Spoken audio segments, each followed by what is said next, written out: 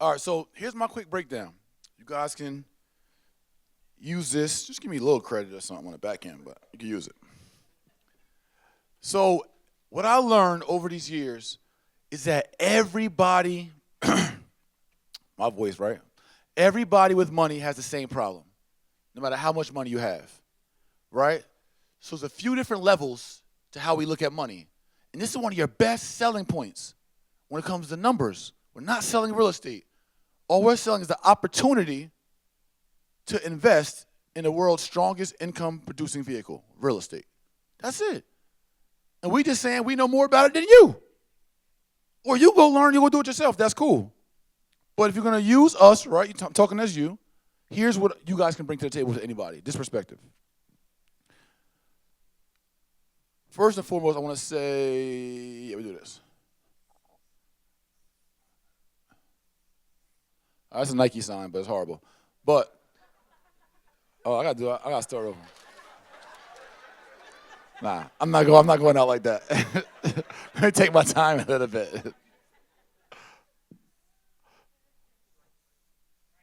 No, I don't want to write the word Nike. I want my Nike sign. All right, whatever.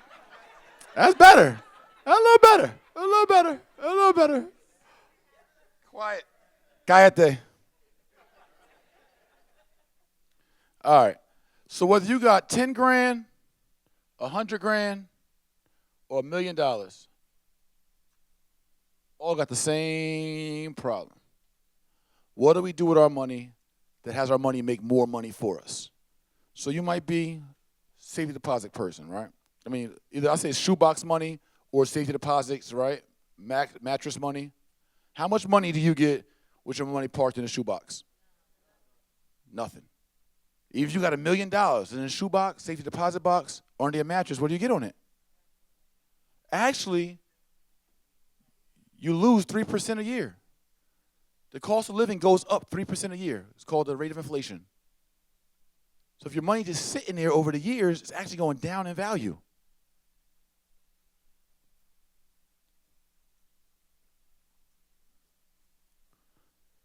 So mind you, this is a talking point for you. Shoebox, safety deposit box, mattress money, right? Cash money goes down in value if you don't invest it properly. Next, you got your general bank accounts, right? So, draw my little bank I'll be doing. That's a little better, right? So you got your, hey, Queen, you keep that up and put you into the back. You up here next now. You got savings and checking accounts.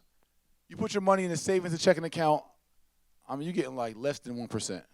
Like 0.075, some weird ass number, like 0.034, like, right? So you're getting less than 1%.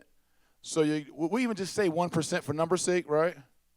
But remember, you're still considering 3% inflation. So you're really like, now you're down 2%.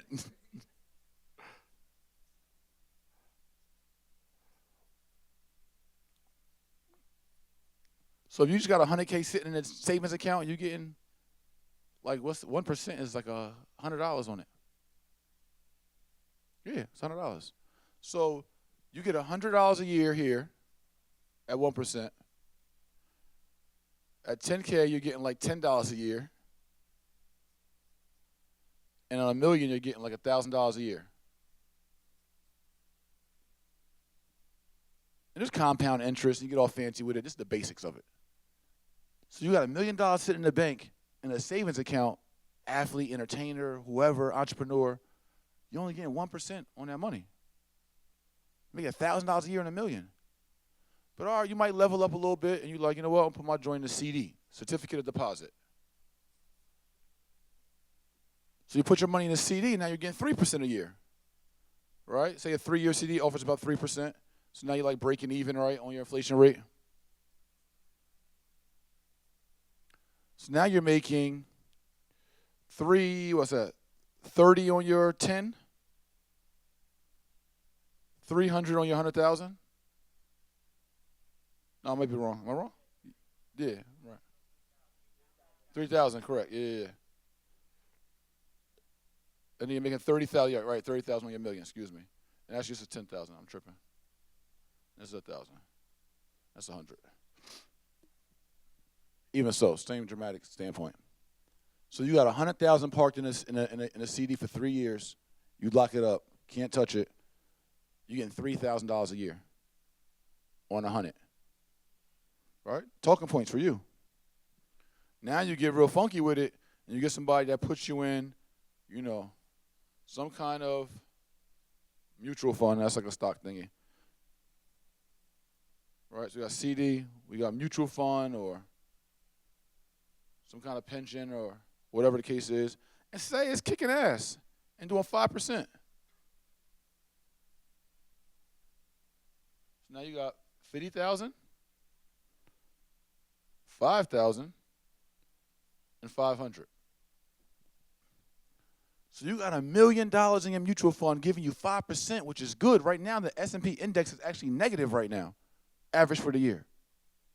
S&P index is how they measure the rates of all the stocks. So if you was kicking butt in your mutual fund and getting 5%, you got $1 million parked away, you get $50,000 a year. You got 100,000 parked away, you get $5,000 a year. Dang, that's a whack night at the club. So our point is, you gotta look. This is what I call everybody write this down, the opportunity cost of money. It's called the opportunity cost of money. It's what's the next best thing I can do with my money than what I'm currently doing with it. And that's where we come in. I got some ideas. I could tell you what you could do with your money better than I ain't never been to college. It's the best thing he can tell you to do with your money? Is it make $50,000 on $1 million? I make $50,000 on a flip. Like a $50,000 flip. Leveraged by hard money. And that's where all the strategies come in. We are the solution. Remember I said there's no such thing as problems, lack of solutions? We're the solution. Your problem is your money's not earning enough money for you. Where we said no good deal will ever go unfunded, wealthy people are always looking for better places to park their money. We are the solution. The more information you have on this, I can show you how to get into a deal, many of deals, and make way more money on your money than this. So let's talk about it. Let's take the $100,000 mark, right? We ain't even got to go $1 million all crazy. Let's take the $100,000 mark. You're making $5,000 a year on $100,000. So now you're talking to your Uncle Johnny, who got a 401k with 100 in it? Or you talking to the guy you met at the RIA? Or somebody in a LinkedIn Facebook group where wholesaled some deals and saved up $100,000? Or got a lawsuit or whatever it is. So it's like, all right, what's the best thing that we can do with $100,000 to make more than $5,000 in a year? To make more than $5,000 in a year? So it's all types of things we can do. Shoot, we could just simply go buy a 4-unit property.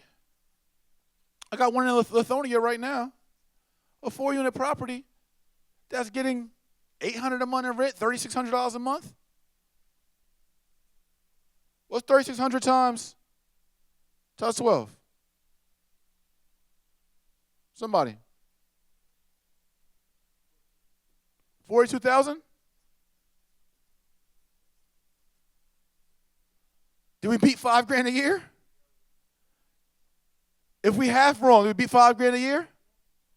If we half wrong of that half, did we beat $5,000 a year? Men lie, women lie, numbers what? So now you say, Mr. Investor, Uncle Johnny, I got a property in Lithonia for $120,000 that we can get. I could talk them down to 100. I got 20 of my own. We can purchase. Uncle Johnny, guess what? You could have the tax write-offs towards your earned income. So you can take the tax write-offs and earned income. It's going to go up in value. We could buy cash with no mortgage, tap back into it with the HELOC or home equity loan or refi at any time. We ever want to tap back into the 100 and do something else.